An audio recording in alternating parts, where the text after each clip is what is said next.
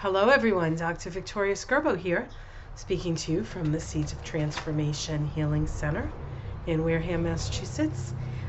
We are here to do the Tarot Scope for the month of August for the sign of Libra, or Libra, as they say in other parts of the world. I don't know what parts those are, but I've heard it said. I think maybe England they say Libra. But maybe I'm just making that up in my head. So I am going to use the Connolly deck. Libra is very aesthetically astute as a Venus rule sign. And so I think it pays to have a beautiful deck to express that Libra energy. But before we get to that, let me grab my right here and see if there's anything about Libra or Libra according to my astrological calendar. Now, of course, the moon will be in Libra at some point in the month. Let's see when that's happening. The moon moves into Libra on the 11th and is there until moves in on the 11th and is there till the 13th. So give or take. So 11th to 13th, the moon is in Libra. Other than that, the moon is not, Libra is not aspected. However, its ruling planet of Venus does have a few things happening. Let me take a look here. Venus makes a sextile to Uranus on the 3rd. There's a flow between the change, that transformational Uranus energy and your values. So look for that. You might feel a little bit activated on that day, or a lot of bit activated on that day. Let's see what else. Venus makes an opposition to Neptune on the 9th. Now, that is something that oppositions are actually Libran aspects. They show us both sides of things. And we have Venus and Neptune, which are both planets of love. But there's also can be over-idealism in that respect. And so be aware that you might be a little bit more idealistic on that day when it comes to relationships. On the 11th, Venus makes a trine to Pluto. That is a trine of, let's see, Pluto isn't, Venus is in Virgo. So that is a Sagittarian side trine, social rewards, perhaps a good money day for all of us, but especially for the Venus rule signs. Let's see if there's anything else here. I'm just sort of scanning the page here, so you'll have to excuse me. I think everything else. It looks like most of the action with Venus, the big action, occurs towards the beginning to middle of the month. So you can keep that in mind if you want.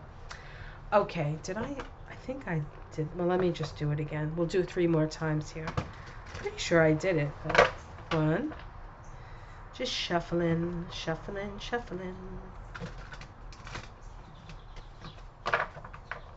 So last month's Libra's readings were quite intense. So let's see what the cards have to say about this month. Of course, the ruler of Libra this past month, in July, went through the gauntlet of Saturn and Uranus, so I'm not surprised Libra's had a hard time. Okay, so we have the 10 of Cups here. So this is happiness, love, fulfillment. Well, that's nice. Compared to last month, that's really nice. Crossed by the 6 of Cups. 6 of Cups is nostalgia. It's about the past. What I would say is, generally not a difficult card, but what I would say as a challenge card is don't let the past influence your present moment. Do not let the past influence your present moment. At the root, we have the Sun. So something has been illuminated. Well, these are much nicer cards than last month, I'll tell you, so far anyway. In the path, we have strength. So whatever it is that you had to go through up to this point, you've shown a lot of fortitude. You've had to use a lot of your strength. Of course, the strength card has the lambda up there, the infinity symbol, which is very much also sort of a Libra symbol. You know, as you sow, so shall you reap. Libra is the sign associated with the justice card, which is about, you know, sometimes about man's justice, but always about cosmic justice. In the sky, we have the Knight of Swords. So this is the brave knight who sort of rushes into situations. Sometimes this knight can be a little bit too impulsive, but not always. Like in this deck, there seems to be more, there's more association, I think, in the image in this deck anyway, with high ideals. There's some sort of high ideal. So let's just see where that takes us. So there's some kind of action on an idea, perhaps making a choice, making a decision, because it's swords. And then we have the Ace of Pentacles in the immediate future. So new beginnings, new opportunities are new starts when it comes to those things of earth, whether it be money or resources, because money and resources are not always the same thing. Money is a resource, but money is not our only resource. This could be the physical body, right? The pentacles. Practical considerations. So you're taking on some practicality here, which is good, because this Knight of Swords had me a little bit concerned. Although the Knight of Swords, I don't know if you noticed, but there's leaves falling. The swords are associated with fall. Let's continue. How it's seen from the outside. The Seven of Cups. This is that you've made a choice, or that you're making a choice. You're making a choice. Which way are you going to go? Which way are you going to go? There's a hummingbird outside. Domestic situation, the Seven of Swords. There's a pleasantness in your home. There's a sense of harmony, but there's something that's sort of hanging over your head too. So be aware that while things may seem like things are going well, and they are to a certain extent, make sure that you're aware that not everything is settled in that respect. Hopes and fears, the Knight of Cups. Someday my prince will come. I don't know, could it be? Could it be we want our prince to come? This is somebody bearing gifts. Maybe we would like a gift. Nothing wrong with that. Do you trust a gift? That could be the fear. The two of Wands and the outcome. So information coming from across the sea, from across the pond, new information coming in, new opportunities coming from far away. Awesome. And let's see. Okay, so we have the Five of Swords, which, okay. So here we have the sword again. This time the young man is taking it. This guy here has all these swords, and he's praying for something to happen. But because he's busy praying, he's not grasping any of the swords, and so this young man grasps the sword. Could this young man be the very same Knight of Swords, right? The next card is the Tower. The next card is the Tower. So there's opportunities coming from afar. There is an action, and the Tower. I don't know what that means yet, so let's see. We have the Page of Cups, new information, um, actually good information, the Hanged Man, and the Four of Cups, discontent.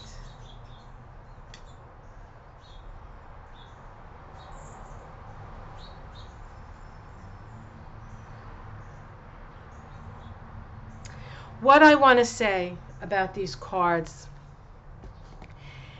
I feel as though this is not the time to take up the sword. That if you do, you may have, because of that, you may end up having a tower moment.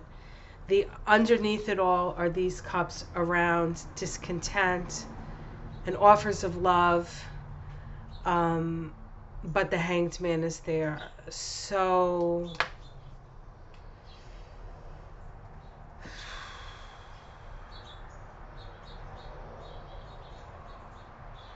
things for the most part have settled down for you, but there's still some danger here.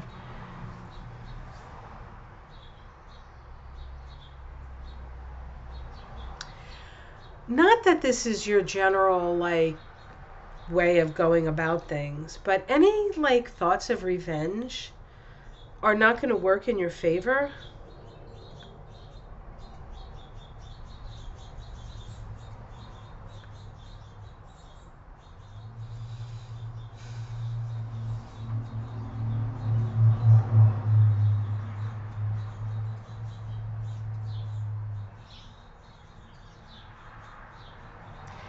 I want to say that this is the kind of sit back and wait energy. I don't think taking an action, although there'll be maybe reasons to take an action, mental, oh no, I gotta do that. Oh, look at that. That's unfair. Because you are Libra, you want fairness. But it's almost as if you have to let the universe do that for you. Your action, you taking up the sword, is not going to help. It is to a certain extent a need to be to have faith that cosmic justice will take hold in this situation. So that's kind of what your cards say, but still a lot better. I think better than last month, right? Okay, so let's find an oracle deck that we can use for Libra.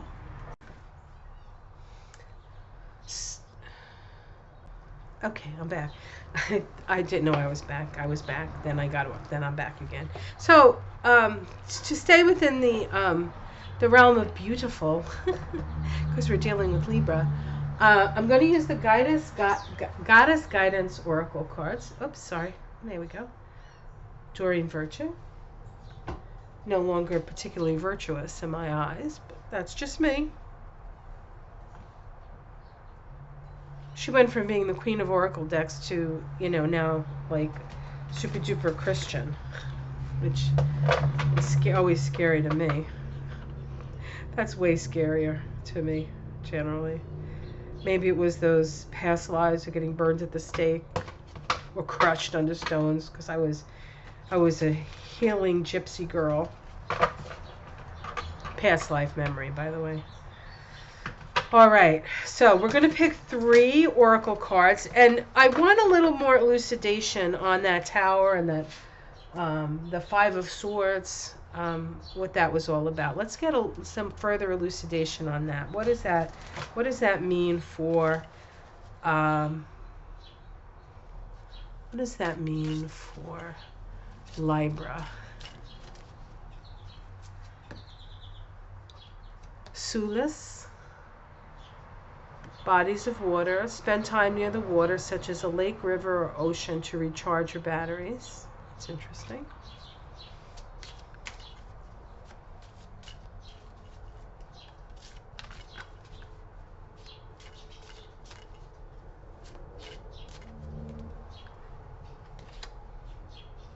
Quiet time.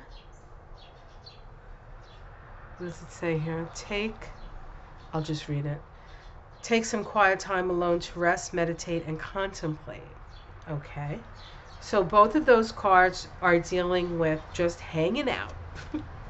No action. Not yet, anyway. Let's see what the last card says. Just shuffle till it feels right. I can't help myself. I'm looking out the window. There's all these little sparrows hopping around. This is, this is about the time they come out. Usually from like 4 to 6. The bird feeder is like crazy busy. And I'm starting to recognize what birds are at the feeder by their signs.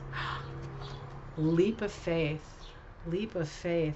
Take a risk and put your heart's true desires into action. Well, now, that's interesting.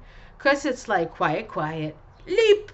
So, my feeling about these 3 cards, and I'll look at the guidebook too to get further information. But what it looks like to me is that you can actually take a leap of faith, but first you need to be meditative.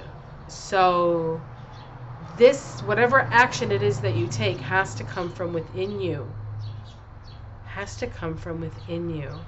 And you don't have all the information yet. In fact, that 2 of Wands at the end of the reading is the information. So maybe by the end of the month, you get that information that's coming. That like missing piece.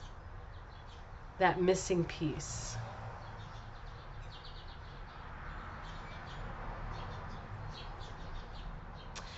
Maybe it has to do with what is still not in peace and alignment in your domestic situation. So Sulis, let's look at Sulis here.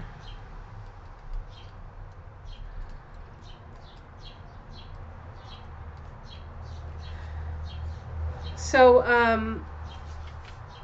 it says Sulis is a Celtic sun goddess who oversees bodies of water associated with healing. The fountain of healing water in Bath, England is named in Sulis's honor. Call upon Sulis while conducting healing ceremonies involving water, while taking a revitalizing swim or bath, or when you need help arranging your schedule or finances to allow for a trip to the ocean or the lake. It says water's curative effects are well known and well documented. Since the human body is composed almost entirely of water, this makes sense. Water can wash away sadness, pain, and the ill effects of suffering.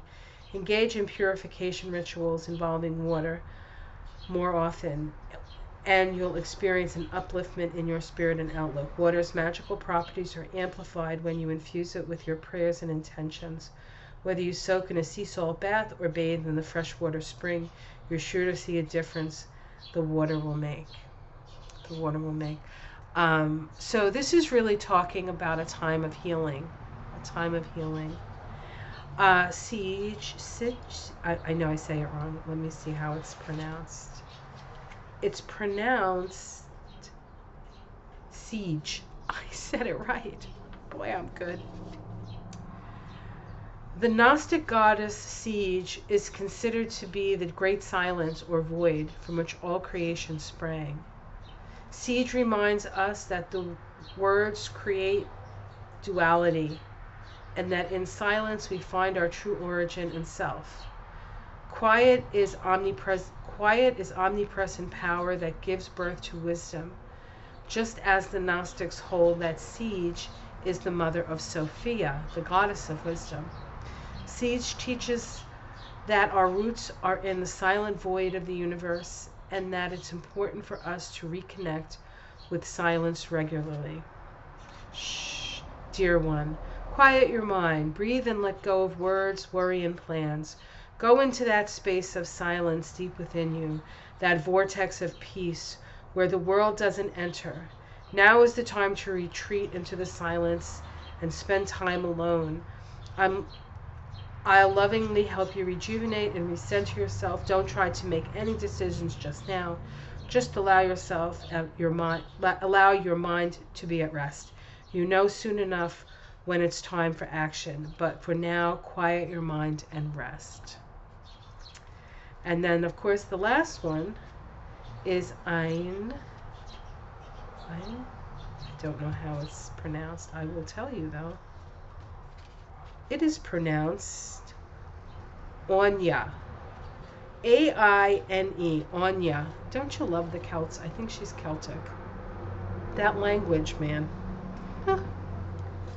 So it says here, Anya is a powerful Celtic goddess and fairy queen who gave birth to incarnated fairies from her romances with mortal men. Woo-hoo. Sounds like it's just up Libra's alley, right? Anwa is revered in Ireland for helping to grow crops and oversee animals. You can call upon Anya when you need additional guidance and courage to take risks. It says procrastination about your dreams won't make them go away. Neither will it make them happen. Indecision is the death of the soul's burning passion to improve, grow, and learn. Don't worry about making the wrong decision. Instead, worry about making no decision at all. Then take time to pray, meditate, investigate, research, go on nature walks, and make your decision. So even she says to spend time in nature, to spend time alone, to meditate. You know, Libras are very concerned with and the other, and they spend a lot of time navigating their relationship with the other. And sometimes they're not really conscious of who they are anymore. So that's important. Once you've made, the universal energies will immediately, about your decision, once made, the universal energies will immediately support your decision, and doors will successfully open if by magic. The magic you see is that you've set your mind to accomplish something, and the intention is what sets you on your magical journey. Trust that the universe will support you in all ways. Trust that your intention is clear and right for you, and then take a leap of faith and jump fully and squarely into the midst of putting your dreams into action. Don't hesitate or delay a moment longer. And I say that with the caveat that you need to take the time to heal your body and heal your soul before you take that leap of faith. This is not about jumping from the frying pan into the fire, Libra. This is about figuring out what July was all about for you. Through this month of August, take the time. There's support for you. There's new projects and new potentials coming your way. You just have to wait for the right information to come. It seems like it's going to come from far away or over the ocean or over the it's going to come from something that is brought to you. You might even get a letter in the mail, or you might get a gift in the mail, or something's coming to you. So just keep checking your mailbox. All right, guys, I hope you enjoyed that. Like and subscribe, and have yourself a great August. Make sure you get the rest that you need. And much love to all you Libras out there. Namaste.